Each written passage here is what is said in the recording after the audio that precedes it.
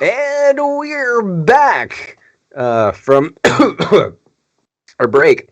Of all the irony, right? I cough right as soon as I Right. said that shit, right? I've got a confession to make, guys. I enjoyed things made by terrible people. Over and over again, we've learned that people who have created art that we love are accused of monstrous acts. This could be Michael Jackson's Thriller to Louis C.K.'s Louie or Shakespeare in Love or Manhattan or The Cosby Show. But at heart, the dilemma is the same. How do we reconcile aesthetic pleasure with moral disgust? Which of our feelings win? How do I separate the art from the artist? Or do we even need to separate the art from the artist? Kevin, let's start with you. Are Yeah. there any artists enjoyed over the years that you've reconciled with supporting or liking at the time? Um, hmm. I'll say Michael Jackson.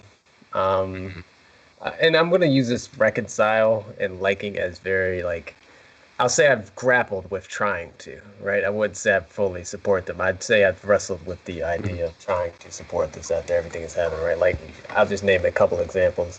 And this isn't necessarily to me. I'm not really hung up over anybody other than I'll say okay. So Michael Jackson, Kanye West, and then a weird one, Neil deGrasse Tyson. Yeah, I heard about Um, this. yeah, a lot of people don't know that, but so just backstory of why this is important to me. I was a first year astronomy major in college. I left because it was very hard and I was doing a bunch of other things at the Hmm. time. But I still have that sort of affinity to like, physics and space shit. So Right. Neil deGrasse Tyson being like this brilliant, entertaining black cosmologist, astrophysicist was great, and then all the stuff comes out about, his uh, less than ideal behavior, sexual assault allegations, even rape in some cases. I'm like, what the fuck? So that's something that's been hard for me to sort of like grasp and wrestle with. And I'm sure there's more that come to mind if you think about it. Like if you just name somebody, I'm like, damn, he did something. It's someone's Mm. done something. Like it's more often Yeah. than not, it seems these days. Yeah. Bron, same question. Is there any artist over the years that you've kind of reconciled with supporting or liking at the time? So I don't know if I fully reconciled, but there's like, for example, Joss Whedon, who I don't exactly agree with, Mm. but I still will say that Buffy the Vampire Slayer is probably my favorite show of all time. Like I'll Yeah. still hold on to that show near and dear to my heart. Or even like beyond film, That's fair. there's authors and Hmm. visual artists like Allen Ginsberg. I don't really agree with his lifestyle, but I still really love his writing. And I Hmm. don't, obviously not actively supporting him because he's not alive anymore, but like I'll still read his poetry and really like it. Or Andy Warhol's work, or no, sorry, not Andy Warhol, David Bowie's work, I will still Hmm. listen to that, even though he had kind of questionable practices with younger people. But, Yeah. yeah, there's just so many, it's like, oh my God, so many people you could name. Like, Yeah. what's his name? Big Jewish director who, That's not a great start. Steven Spielberg. no, oh my gosh, he'll come up. But you like there's a lot of artists who I feel like the trick is like not actively supporting them by giving them your money, but like you can Hmm. still like their work is kind of the Right. line that I've drawn for myself. Like I can still like your work, but maybe I won't pay for it. Yeah. I think I'm you're talking about sorry. Harvey Weinstein. Is that what you're talking about? No, Oh, damn it! I don't everyone, want to bring that someone in back the up. All chat, right, let's. someone in let's, the chat will figure let's out. Chinatown. You know who I'm talking about. Here, I remember quick something. Google search. Directly. There you go. Google solves everything. Google solves it. Right. Roman Polanski, that's who it is. Oh, Roman Roman Polanski. Polanski. Yeah, There you yeah, go. Yeah, yeah, that's valid. That's valid. yeah, yeah. Um, Obviously, art makes us feel a certain way. That's why we're drawn to it, right? Is Yeah. the feeling that we, Brahman, I'm gonna start with you. Is the feeling that we get from art more important than the actions of the artist who created them? Mm. More important in what Let me, way? let me repeat the question because it's a lot. It's a loaded question. Is the feeling that we get from art more important than the actions of the artist who created them? I think it depends on the actions, because if the Yeah. actions are actively hurting other people, then no, I don't think that you can substitute your own pleasure with somebody else. Yeah, I think that's a valid answer. Kev, I mean, I completely agree. I think that there is a line somewhere. I wish that it was a question that you could unequivocally say yes or no. But I think that you're right, that there is a line somewhere that you have to be drawn to. Like, you know, someone can make a really nice lamp, but if they've been making it out of human skin, like I'm going to take Yeah. into account that they've killed people first before admiring the art. Yeah. Um, Kev, same question. Yeah. Is the feeling that we get from art more important than the actions of the artist who created them? Uh, yeesh. I'm sorry. I got distracted. Someone said OJ was someone they wrestled to reconcile. I don't. Anyways, um, yeah, I think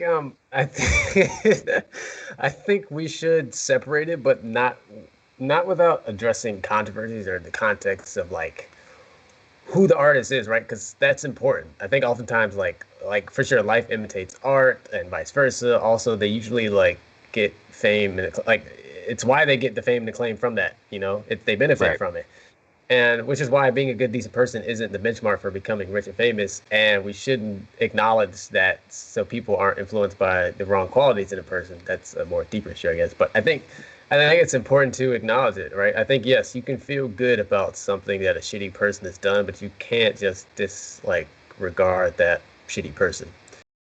So it's weird, and I think you have to be careful, like who you choose to support. And I think if you Yeah. are contributing to someone who is less than an ideal, person in society, and I don't mean this like everyone has their vices, sins, and flaws, but there's some that are pretty obvious that are detrimental to humanity, for lack of better words. I think you have to really reconcile that. No, I have to agree. You know, I think that there's a lot there. Yeah. Obviously, there are some cases, and I don't mean to say this, man, it's dangerous to go down this path, but there Mhm. are some nuances, but there are some that are obviously not nuanced, right? Where Right, there's smoke, there's fire. And you have right. to be authentic and honest about those things. And I think that's where it becomes, right? Where it's like we start letting certain people escape because, yes, maybe there is a gray area with this case. And then a lot of people try to use this as a broad brushstroke to justify just the things that they like and what entertains and, makes them feel good. Yeah, yeah, that doesn't that doesn't necessarily work. One of Yeah. the common answers to this dilemma of art versus artist has always been repeated so often is that it comes to there is a self-evident from truth. You must separate Right. the artist from the art, right? That's what a lot of people say. That's why we get the term art from Yeah. artist, right? Separating the artist from the artist. Separating Yeah. the art from the art, the artist from the art, the argument goes, is the best approach to all art, no matter what you're trying to get from it. Right. Some don't believe it's necessary to reconcile their feelings about a piece of art with their feelings about the people who created it. But Kev, what do you think? Should we separate the art from the artist automatically? I think sometimes no, because I think sometimes the art is an expression or an extension of the art. Like I'll use this as an example. Like for instance, we in this mostly because most recent. I watched an episode of Bill Maher last night, mostly because it was like trending on Twitter, and he was Bless coming you. under fire. Thank you. And I was curious. I was like, okay, why is Bill Maher under fire today? I'm like, what's going on with Bill Maher? And I think Bill Maher tries to pride himself on being sort of like an objective, enlightened centrist. Whether he is or isn't, I think that's up for the Yeah. viewers or whatever. No, But Bill hard Maher, agree. right? But Bill Maher is an old white dude, and he says Mhm. things that you would expect from an old white dude. And I think that's his art, right? That's his expression. That's his shtick, right? And he would not disagree with that. And and the problem becomes is whether or not it's wrong. And I think that's the gray area stuff, right? I'll give you an example. He had Sharon Osbourne on his show, and they were talking about the Meghan Markle and the royal situation, right? And Right. they weren't talking about that situation. They were talking about why Sharon Osbourne got canceled and fired, and and it's like there are some cases. Yeah, it's got really weird. I'm sorry, Extreme greatness in chat. Jesus Suggesting Christ. Hitler. Yeah. Okay. No, I don't think that's the perfect example. No, but there's some cases where it's like, okay, like for instance, Sharon Osbourne basically got fired because she said Piers Morgan said that what he said, and then she said she doesn't agree with it, but he's entitled to his own opinion. And she got fired for that. And a lot of people are like, shit, what, and some people are like, yes, you're rallying, saying, yes, she should have been fired. And some people are saying, what's wrong with what she said? And I think the context matters, right? There are obviously things where, yes, you can have an opinion on it, but it doesn't mean your opinion's in the right, and in that case, it's messy. Like, I don't want to get into it because one, I don't know enough about it. I'm just going to be completely honest. But circling back to Bill Maher, I'm just saying that he, like, his show and everything that he does, I learned this last night from one because I don't really watch him that often. I watch him occasionally. Yeah. But his show is kind of like an extension of him, right? Like, that's who he is. He's old white Joe Rogan. Like that, and I think, and you can see that with like a lot of musicians. Like, some people will be like, oh man, why is this artist's music misogynistic or violent and stuff? Well, maybe that person's misogynistic and violent, or maybe has been in those situations where that's all they've seen and that's what they know. Right. So a lot of times you also have artists that completely use that same kind of things to and that has been weaponized against them and weaponize it back. Perfect example, Lil Nas X. Yeah. And I think that you could flip it. I think that's straying away from the conversation a bit, though. Yeah. But I think that you're saying that sometimes you should separate the art from the artist, but before we get too far, because I got another question I want to ask you off of that, Kevin. But before we get too far, Brahman, what about you? Should you automatically separate the art from the artist when just viewing any art? I don't think automatically, especially because, if you think of some artists who maybe use their position or their fame or platform to manipulate or abuse or like that kind of a situation. And in that case, I don't think that you can, because they're not. They are directly using their influence to hurt people. And I've been super close to a whole situation like that. So I can see from that side, I don't think that you can always separate it or should always separate it if they're not separating it. Right. If that makes sense. Yeah. All right. No, so that's what I said. I wasn't saying that you should separate it. I was just saying that you should acknowledge that is an extension of that person, right? Like what I was saying with Bill Maher and Joe Rogan. The reason their show is the way it is because that's who they are. You know what I mean? That's their expression. And I think when you say should you separate it, I don't think you really should, because again, that's coming from like your own personal experience. I think it depends on the medium too. And I think the medium is important where, for instance, when a lot of comics, right, are starting to get canceled because they come out with some of these inflammatory jokes, and a lot of it's done for shock value. And I think the problem is that a lot of people there's a split sort of divide where it's comedy is just comedy. They're just all jokes. And the other thing is there are certain things that should not be labeled as jokes, right? And that, I think, is something I wrestle with, because yes, I do believe there are certain things that aren't jokes, but that for the most part that's subjective. There are things that should be objective, but even some people think that there is no objectivity when it comes to what should be labeled as what you can make fun of and what you shouldn't. So I think people who are willing to go to that point, I think that is who they are. So you can't separate that. You see what I mean? Yeah. No, I think that I think that we're all arriving at the same thing, which is that you really can't separate the art from the artist.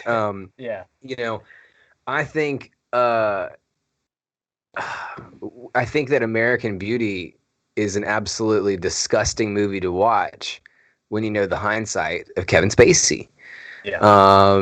And I think that forever, I think it would be a crime to look at that at American Beauty with the same eyes that we had before we knew all the stuff that came out about Kevin Spacey, I think it would be fucked up to look at that movie still in that same light.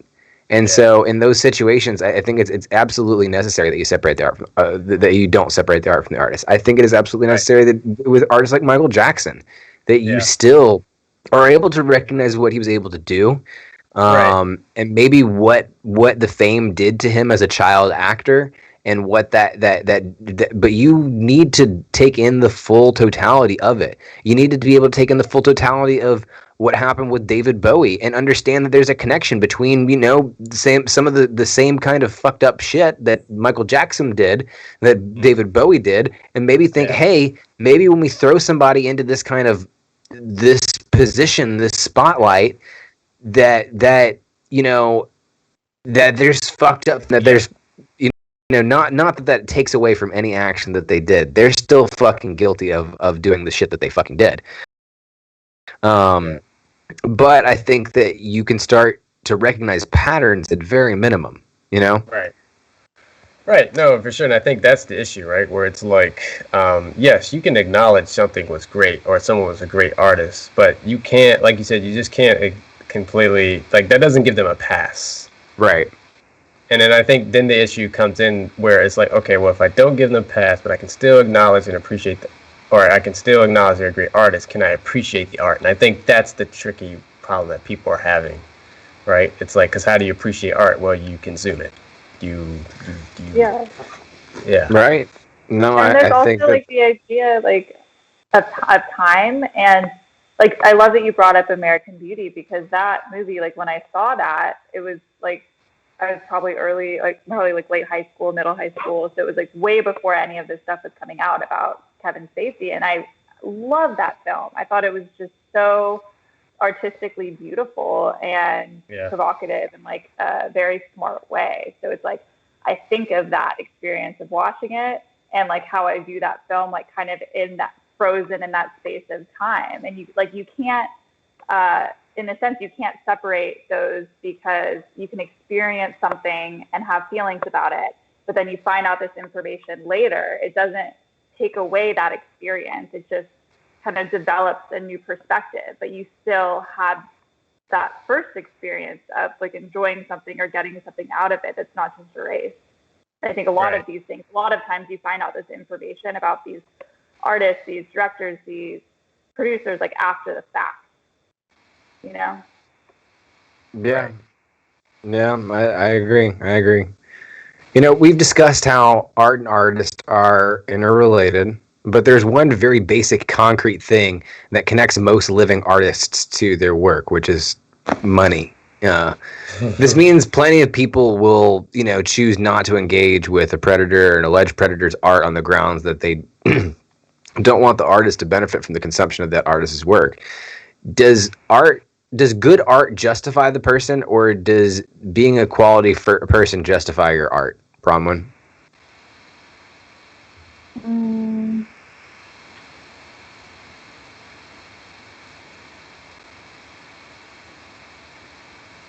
I don't know.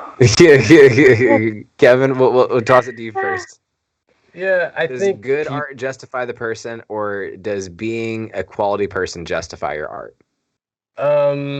I don't think being a quality person justifies your art, because there's a lot of good people out there that just make shitty things. Like, that's just what it is. And I think vice versa. I think it's just like I think that's the separation, right? Where it's like you can be either or of those things and then make really good or bad art. I don't think either of them are mutually exclusive. It seems unrelated. It just seems like an unrelated. Yeah. I just think it just so happens that there's a lot of great people that make some great things that we want to enjoy or have enjoyed or still do enjoy, that we feel like we question whether or not we should because of what they've done. And I think like there's a lot of great people of those, right, that become like kind of talking, like the people that are just fine, we don't really talk about them, like and to that, like when someone, like for instance, when someone says how great of an artist is or how great of talent, like no one talks about how they were as a person. Like no one cares. Like that's just a reality. Like Like no one like that. It's like I mean it sucks, but that's what it is, right? Like no one says, "Oh man, not only was this person a great actor, a great singer, but then they'll maybe throw this in. Hey, we're also a great You know what I mean? Like it's always last, and and I think that's where like Bron was saying they're not really related. Yeah. And I think because that's kind of expected, right? Like, yeah, you should be a good person, like you, or at least try to be, right? Right. I mean, I think that I think that art should be looked at it in its totality, and I think that if you don't take in the artist as a part of the art, then you're not taking in the full part of the art. Like if you can see a cool picture online. Oh, that's really cool, right? Yeah. You enjoy the art more when now you know that the person that made this lives in your neighborhood, right? Oh, that's cool. This person lives in my neighborhood. You enjoy the art more now because of it, right? You learn another fact about it. Learn more about how much time it took them to create, however the case may be. You're learning more about the art, right? Like it's kind of like saying, like, are you going to separate the creation of the art away from the artist? You can't do that. Why would you? You can't. That's impossible to do. The artist created that. There's no way to separate those two concepts. Yeah. And I think that it's weird that we decide that art and the artist can be separated. And I think usually it's for monetary gain. I think this is a really, honestly, a capitalist ideal. I'll say it again. It's a capitalist ideal.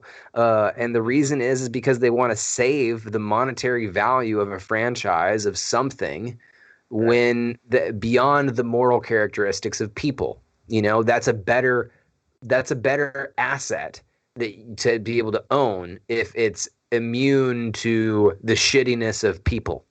Well, right? That's a large issue in itself, right? Like, because that's the game, right? Like that's the whole thing where it's like you're only justified in your art if you're monetizing it, right? Like you can't otherwise you're like crazy wasting your time or just whatever. But if follow you're us on making money, social media, right? Follow us on social media so we cannot be any of those things. But that's the point, right? Like that's the game. Unfortunately, that's what a lot of people justify it by. Like as long as you are making money off of this, then it becomes a gray area or it becomes something that we have to mull over. But if you're not, then no one cares. You're not important, and it's unfortunate that that's the world we're in. But that's what we're in.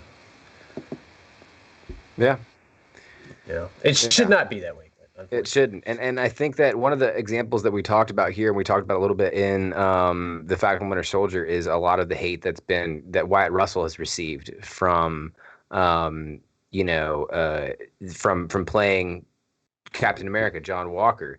And you have fans that are treating him like he's the one that's replacing Captain America because he embodies that character so much, but he's not. And honestly, the fact of the matter is that the more that he pisses you off with his character, the better his acting is, the better job he is doing. Sure.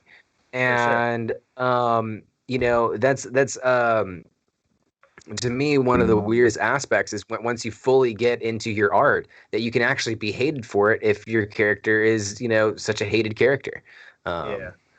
So.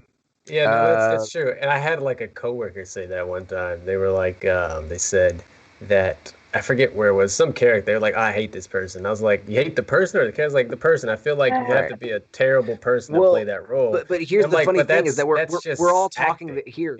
We're all talking here though about separating the character from the artist. Are we not? I mean, at that point in time, we're talking about that is a time where you separate the art from the artist. But I actually would argue that it's actually not, and here's the reason why. Okay. The art that's being given is John Walker and being a shitty person kind of thing. And art-wise, it is good art. And that is a part of that actor's job that they did in it. And so I do think that is sitting there and still, I do think that is attaching the art to the artist and saying, no, it is Wyatt Russell's talent that is bringing John Walker to life. He is not. That doesn't make him a John Walker. That makes him a good actor, and those things are intertwined. And I don't think that where that we might say that you need to separate the art from the artist there and not look at Wyatt Russell as John Walker. I think you really are actually not separating the art from the artist. You are saying the reason these characters are good is because Wyatt Russell's fucking good. Well, and that's the thing too, right? And like most actors, and we'll even talk about this, like most actors who play villainous roles are actually pretty good people. Yeah. And I think a lot of times and if you heard, a lot of times it's because they'll say the same famous line words. When you're playing a villain, the villain always has to feel that they're right and justified in their actions. So in a way, they kind of, like you said, they're taking themselves and they're saying, in this position, how would I justify doing what I'm doing? Because that's the only way it becomes really convincing. Right.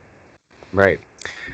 Well, Wyatt Russell has really embodied John Walker and brought him to life, and that's been really exciting. But moving right along into our top zen, sometimes it's hard to separate art from artist, right? As humans,